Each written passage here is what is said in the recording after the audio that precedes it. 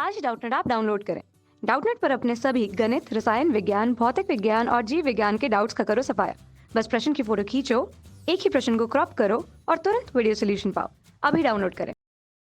नमस्कार दोस्तों, हमारा प्रश्न है कि आयनिक परमाणु त्रिज्या का सही क्रम बताइए। तो दोस्तों हमें चार विकल्प दिए गए हैं, इनके आधार पर हमें बताना है कि इसके परमाणु त्रिज्या का सही क्रम क्या होने वाला है। तो दोस्तों हम यहाँ पर देख पा रहे हैं कि यहाँ पर जो हमारे तत्व हैं वो 5 तत्व हैं जो कि सभी में दिए हुए हैं। तो हमारा जो पहला तत्व है वो कैल्शियम, फिर उसके बाद है जो पोटेशियम, फिर उसके बाद है आर्गन, फिर उसके बाद क्लोरीन और उसके बाद सल्फर।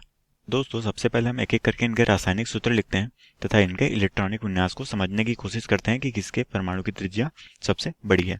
तो सबसे पहले दोस्तों हमारा रासायनिक समीकरण कुछ इस तरह से हो जाएगा जो कि हमें प्रश्न में दिया हुआ है। हमारा पहला एलिमेंट है दोस्तों, उसका हमें परमाणु क्रमांक जानना है जो कि है हमारा कैल्शियम। ठीक है, और कैल्शियम पे किसने है, 2 प्लस चार्ज है। तो दोस्तों हम जानते हैं कि कैल्शियम का हमारा परमाणु क्रमांक कितना होता है। हम यहाँ पर परमाणु क्रमांक निकालेंगे दोस्तों और प्रोटॉनों की संख्या निकालेंगे।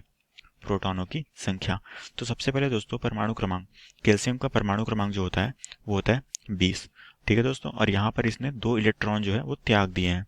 ठीक है, तो इसलिए 2 इलेक्ट्रॉन त्यागने के कारण इसका परमाणु क्रमांक कितना हो जाएगा, ये हो जाएगा 18। उसी तरह से दोस्तों हमारा जो दूसरा एलिमेंट है वो हमारा K प्लस। अब दोस्तों पोटेशियम ने भी अपना 1 इलेक्ट्रॉन त्याग दिया है और पोटेशियम का परमाणु क्रमांक कितना होता है दोस्तों, जो होता है 19, और उसने 1 इलेक्ट्रॉन त्याग दिए हैं। तो इसलिए इसका भी परमाणु क्रमांक कितना हो गया, 18।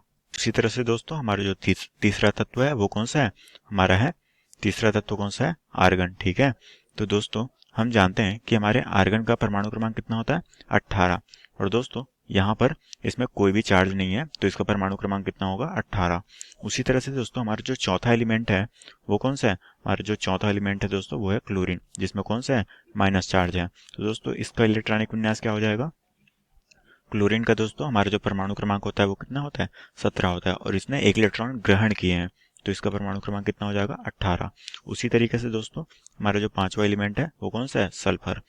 तो दोस्तों सल्फर पे 2 माइनस चार्ज है, तो इस कारण से यहाँ पर देख पा रहे हैं कि सल्फर का इलेक्ट्रॉनिक विन्यास जो कि होता है उसका परमाणु क्रमांक 16, और इसने दोस्तों 2 इलेक्ट्रॉन ग्रहण किए हैं तो इसका परमाणु क्रमांक कितना हो जाएगा, 18।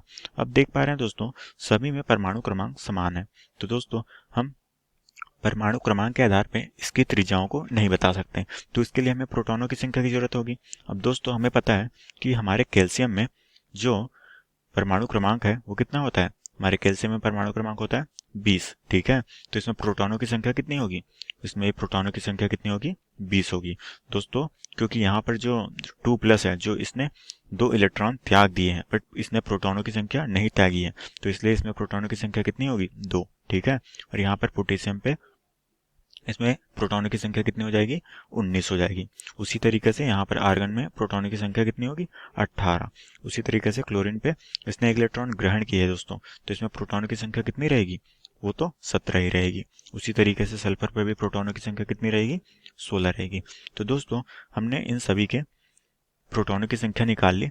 अब दोस्तों हम जानते हैं कि हमारा जो होता है आयनिक त्रिज्या, हमारी आयनिक त्रिज्या वो अनुक्रमानुपाती होती है, किसके होती है, वो होता है 1 बटे प्रोटॉनों की संख्या, जो कि होती है प्रोटॉनों की संख्या।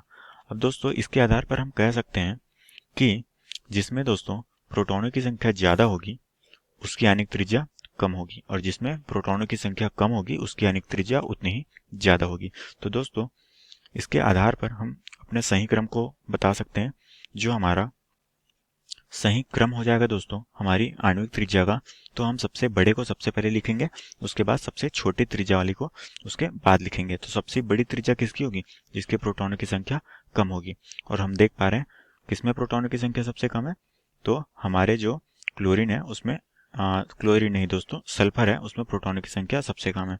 तो इसकी त्रिज्या का सही क्रम ये हो जाएगा दोस्तों, जो कि होगा हमारा सल्फर। ठीक है, उसके बाद हमारी कौन सी है, क्लोरीन है दोस्तों, तो वो हो जाएगी हमारी क्लोरीन। उसके बाद कौन सी है दोस्तों, उसके बाद है हमारी आर्गन, माफ कीजिएगा दोस्तों, इसके बाद है हमारी आर्गन, उसके बाद कौन सी है दोस्तों, हमारी है पोटेशियम, उसके बाद कौन सी है हमारी कैल्शियम। तो ये दोस्तों हमारी श्रृंखला हो जाएगी, ठीक है। और हमें प्रश्न में भी यही पूछा गया था कि हमें इसकी अभिष्ट श्रृंखला बतानी थी, जो कि इसका सही क्रम होने वाला है। तो दोस्तों इस श्रृंखला को मैं इस तरीके से व्यवस्थित तौर पे लिख लेता हूँ, सही क्रम। तो दोस्तों इसे हम इस तरीके से भी लिख सकते हैं, जहां पर हमारा जो होगा वो सल्फर, ठीक है, उसके बाद हो जाएगा हमारा क्लोरीन, उसके बाद हो जाएगा हमारा आर्गन, उसके बाद हो जाएगा हमारा पोटेशियम, उसके बाद हो जाएगा हमारा कैल्शियम। तो दोस्तों ये हमारी अभिष्ट श्रृंखला है परमाणु त्रिज्या का। तो मैं इसे एक कोष्टक पे ले लेता हूँ, क्योंकि ये हमें याद रखना है। इसके आधार पर दोस्तों हम अपने ऑप्शंस की भी समीक्षा करते हैं कि हमारा ऑप्शंस क्या आने वाला है, ठीक है।